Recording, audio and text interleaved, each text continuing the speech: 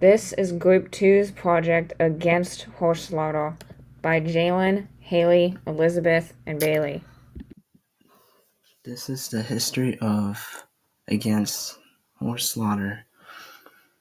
Horses become taboo meat in the ancient Middle East due to their association with companionship, royalty, and war. In 732, Pope Gregory III instructed his subjects to stop eating horses because it was an impure and detrimental pagan meat. The Old Testament of the Bible declares horses unclean and unfit to eat, making it forbidden in Jewish culture.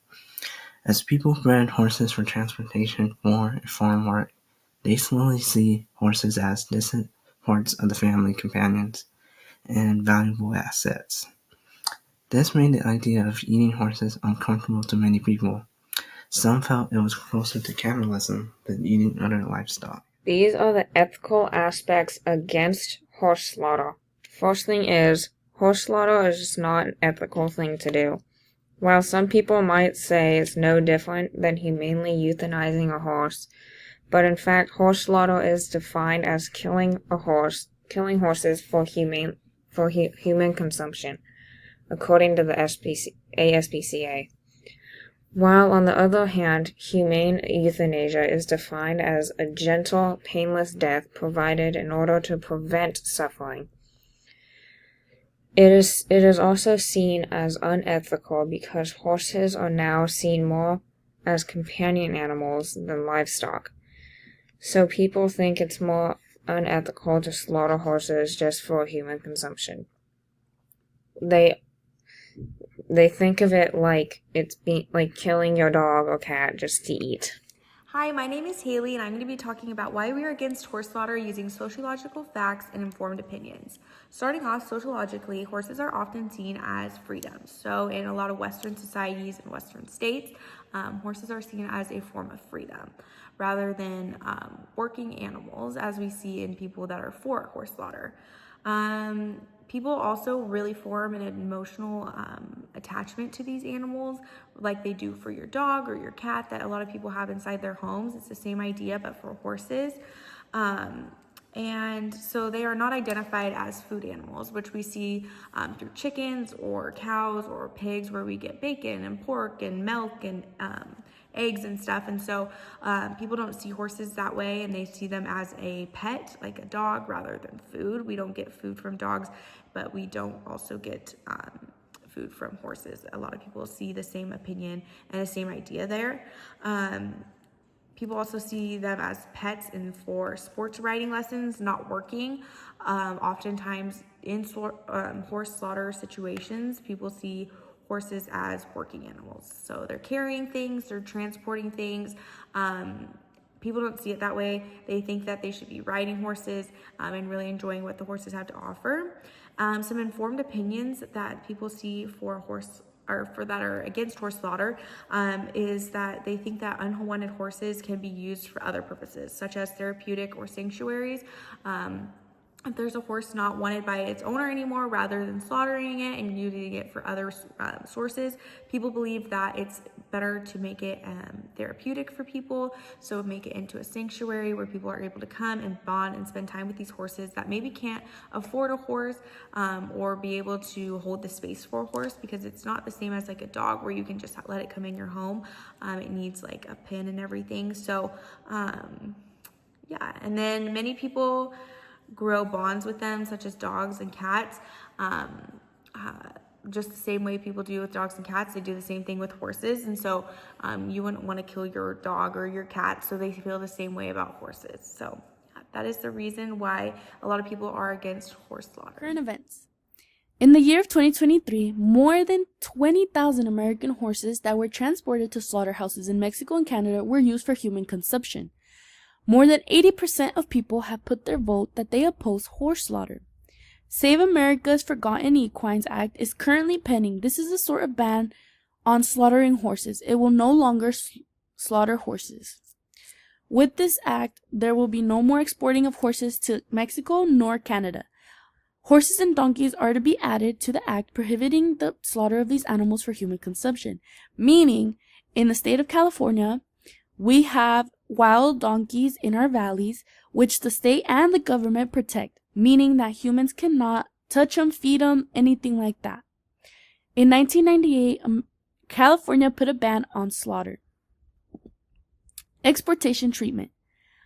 Horses in which are exported to Mexico and Canada are legally shipped for roughly about 24 hours. Within these 24 hours, these horses go without water, food, and even any room to rest. There are so many horses within these shipping trucks that there is just no room for them to even lay down if they would like to, or even just rest or stretch their legs a bit. In 2024, 19,000 horses were transported in a truck across borders into Canada and Mexico. As you can see as the bottom picture, that's how packed the trucks truly are as they are being shipped to these different countries. They are being shipped to these slaughterhouses, and from there they go to whatever companies or anything like that that sell horse meat for human consumption. The condition of these horses were terrible. Roughly about 79% of these horses had terrible, gruesome injuries. As you can see, the top left picture, the horse's eyes is letting go. As you can see, it has some pus coming out of its eyes, and also it may seem like blood streaming down the front of the forehead. As well as on the picture to the right, as you can see the horse's ribs, which means it's deprived of food and water.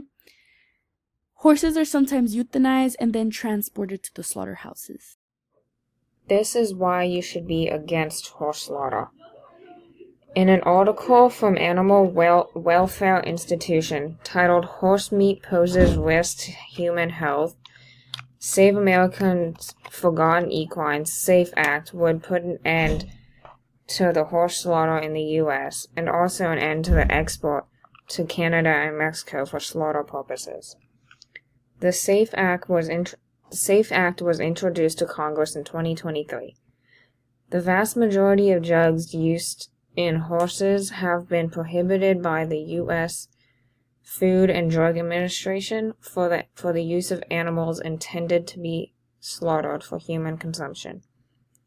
Horses are regularly given drugs that are dangerous to humans because most American horse owners are not imagining their horses one day being slaughtered for human consumption. So they don't think about it, the effect the drug has on humans as if they can help the horse or not.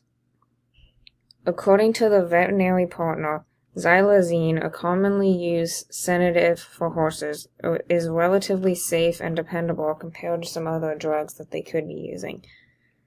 But if humans were to be injected or to ingest it, it could cause extremely low blood pressure and a low heart rate, and depending on the amount that was injected or ingested, it could result in death. Because horse slaughter is illegal in the U.S., people don't tend to keep track of the day they give their horses drugs to track the withdrawal period like they do in the beef and pork industry. And even if they did, most of the drugs given to horses stay in their system far too long for them to just wait out the withdrawal period, resulting in it not being only unethical, but also unsafe for people to slaughter horses for human consumption. Graphs and pictures. Many of these horses which are exported to Canada and Mexico are usually exported when they are no longer considered usable, meaning that the horse either has hoof soundness or even old age. Our horse owners nowadays, when the horse is considered unusable, is usually when either they have some sort of disease that develops, or their health issues are really terrible, or the horse is just no longer responding to the owner. But at the same time, as these horses are being exported, they are being hurt during exportation, which means that is the problem that many people are upset about. It's not even the fact that horses are being slaughtered, it's the fact that during the process of it, it's what's hurting these horses. Since horse exportation is declining, the amount of horses being slaughtered is also declining, as you can see in the graph. Over the past few years, all of the horse slaughtering going on in the US as well as Mexico and Canada has been declining. The decline reason could possibly be that horses are not being bought or that they are not being well taken care of. Meat experts have also declined. No consumers, no buyers for the horse meat. As you can see in the pictures on the left, the horse on the bottom left has an inflamed, enlarged knee, which possibly could have been caused by a horse kicking it, as well as maybe it getting stuck or being hurt during the process of getting to the slaughterhouses in Canada or Mexico. In the picture in the middle, you can see that the horses are being packed very, very compact, and there's this sort of railing in the middle dividing these horses that can also cause the horses any sort of possibly discomfort, or they just do not feel comfortable with that railing in the middle. Possibly they want to get to the other side with their friends and they can't because of this railing, which could lead